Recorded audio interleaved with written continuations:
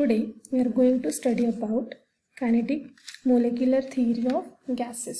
तर ही जी kinetic molecular theory आहे ही theory ideal गॅससाठी लागू पडते. म्हणजे जो गॅस फक्त गॅसियस फेजमध्येच असणार आहे त्यासाठी ही थिअरी लागू पडते. तर या थिअरीचे अझम्पशन्स आपण बघणार आहे. So assumptions of kinetic molecular theory of gases. So postulate और assumptions of kinetic molecular theory of gases. त्यातलं पहिलं अझम्पशन आहे gases consist of a tiny particles that are molecules or atoms. तर गॅसमध्ये प्रेझेंट असणारे पार्टिकल्स आयदर मॉलिक्युल्स असू शकतात किंवा atoms असू शकतात. दुसरं पोस्ट्युलेट काय बघा, on an average gas molecule remains far apart from each other. म्हणजे गॅस मॉलिक्यूलमध्ये कोणताही इंटरमॉलिक्युलर फोर्स ऑफ अट्रॅक्शन नसणार आहेत, एकमेकांपासून लांब लांब अंतरावर असणार आहेत आणि ते रँडमली इकडे तिकडे मूव्ह होत असतात. Therefore, the actual volume of gas particle is negligibly as compared to the volume of the container. आता समजा गॅस जर आपण एखाद्या मोठ्या कंटेनरमध्ये स्टोअर करून ठेवला तर तो गॅस काय, त्या गॅसमधले पार्टिकल्स काय करतात की त्या कंटेनरच्या आतमध्ये जेवढी जागा आहे ती सगळी व्यापतात.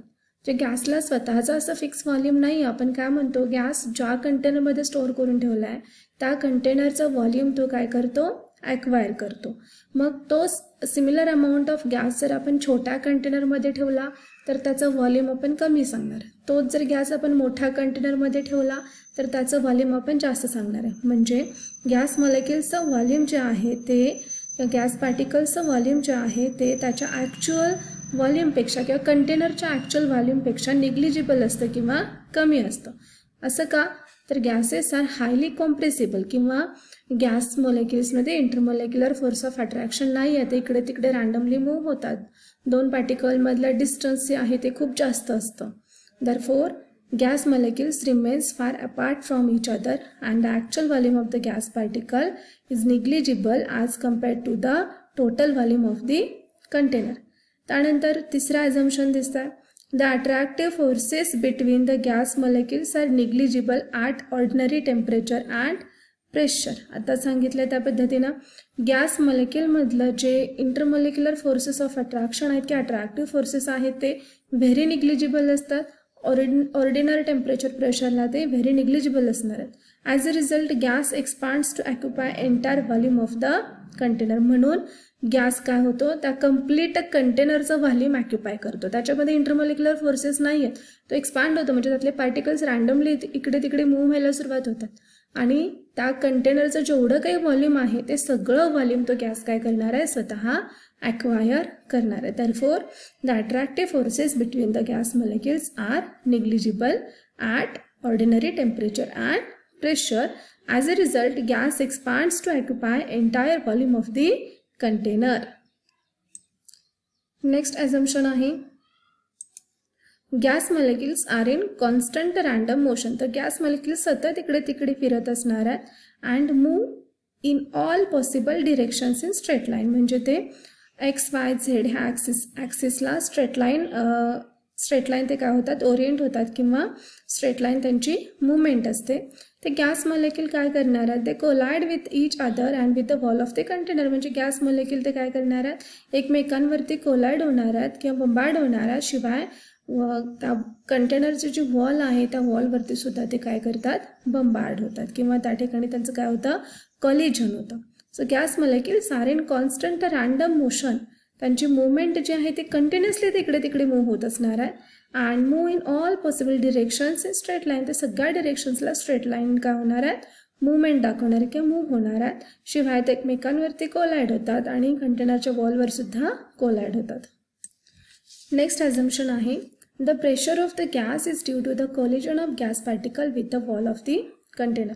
तर जे गॅसचे पार्टिकल्स आहेत ते कंटेनरच्या वॉलवरती कोलाइड होतात आणि त्यामुळे तिथं काय तयार होतं, प्रेशर तयार होतं. So pressure is directly proportional to the number of collision of molecule per unit area. तर जितके कोलिजन जास्त असतील तितकं प्रेशरसुद्धा काय असणार आहे, जास्त असणार आहे. जितके कोलिजन जास्त तितकं प्रेशरसुद्धा जास्त असतं. See um pressure is directly proportional to the number of collision. तर हे प्रेशर इथं कसं तयार होणार आहे, पुन्हा बघा.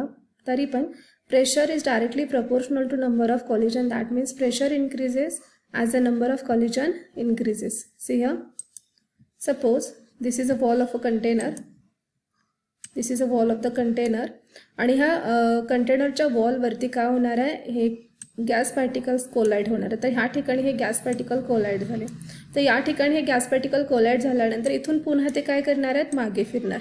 म्हणजे कोलाइड होणार, पुन्हा मागे फिरणार, कोलाइड होणार, पुन्हा मागे फिरणार. म्हणजे इथं काय होतं, त्याचं मोमेंटम चेंज होतं, त्याचं मोमेंटम चेंज होतं. ठीक आहे.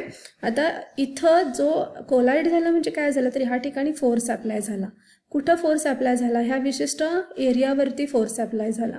So force per unit area, see force per unit area is known as pressure. Force per unit area is known as pressure. See force per unit area is equal to pressure.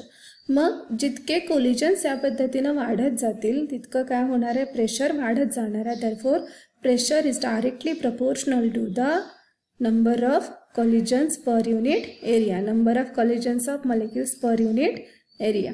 पुढचं काय बघा, the collision of gas molecule are perfectly elastic in nature. तर gas मॉलिक्युलचं जे collision आहे ते elastic नेचरचं आहे. तर collision दोन प्रकारचं असतं, इलास्टिक आणि इनइलास्टिक. इलास्टिक कॉलिजन म्हणजे काय, तर कॉलिजन झाल्यानंतर जर त्या गॅस पार्टिकल्सचं मोमेंटम आणि कायनेटिक एनर्जी जर चेंज झाली नाही तर त्याला इलास्टिक कॉलिजन असं म्हणायचं. There is no loss of momentum and kinetic energy. There is no loss of momentum and kinetic energy. That collision is known as elastic collision. तर हे गॅस मॉलिक्युलचे कॉलिजन आहे ते इलास्टिक नेचरचे आहेत. म्हणजे कॉलिजन झाल्यानंतर सुद्धा त्यांचं मोमेंटम आणि कायनेटिक एनर्जी जे आहे ते बदलत नाही. म्हणजे ज्या स्पीडनं हे पार्टिकल्स इथं कोलाइड होणार आहेत त्याच स्पीडनं पुन्हा तिथून ते परत जातात. मीन्स हे जे इलास्टिक आहेत ते हे कॉलिजन आहेत ते इलास्टिक नेचरचे आहेत. इलास्टिक नेचर म्हणजे काय, there is no loss of momentum and kinetic energy.